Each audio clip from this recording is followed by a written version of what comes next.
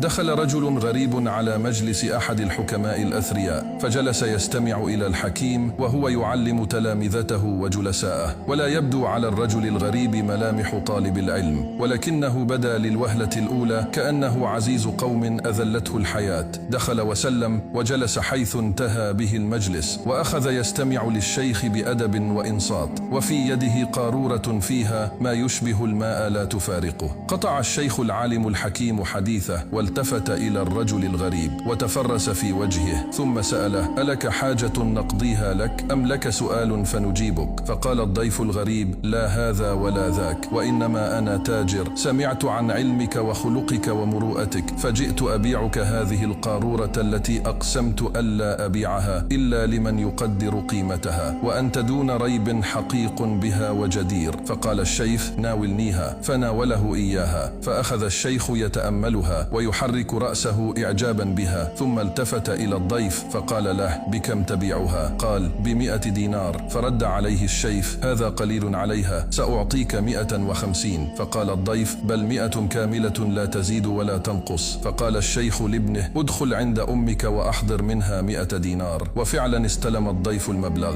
ومضى في حال سبيله حامدا شاكرا. ثم انفض المجلس وخرج الحاضرون وجميعهم متعجبون من هذا الماء الذي اشتراه شيخهم ب100 دينار. دخل الشيخ إلى مخدعه للنوم، ولكن الفضول دعا ولده إلى فحص القارورة ومعرفة ما فيها، حتى تأكد بما لا يدع للشك مجالا أنه ماء عادي. فدخل إلى والده مسرعا مندهشا صارخا: يا حكيم الحكماء، لقد خدعك الغريب، فوالله ما زاد على أن باعك ماء عاديا ب100 دينار، ولا أدري أأعجب من دهائه وخبثه أم من طيبتك وتسرعك. فابتسم الشيخ الحكيم ضاحكا وقال لولده: يا بني، لقد نظرت ببصرك فرأيته ماء عاديا، أما أنا فقد نظرت ببصيرتي وخبرتي فرأيت الرجل جاء يحمل في القارورة ماء وجهه الذي أبت عليه عزة نفسه أن يريقه أمام الحاضرين بالتذلل والسؤال، وكانت له حاجة إلى مبلغ يقضي به حاجته لا يريد أكثر منه، والحمد لله الذي وفقني لإجابته وفهم مراده وحفظ ماء وجهه أمام الحاضرين. ولو أقسمت 1000 مرة أن ما دفعته له فيه لقليل لما حنثت في يميني. إن استطعت أن تفهم حاجة أخيك قبل أن يتكلم بها فافعل، وإذا لم تستطع أن تقرأ صمت أخيك فلن تستطيع أن تسمع كلامه. واعلم أن الحكمة ليست في كيفية التعامل مع الناس وحسب،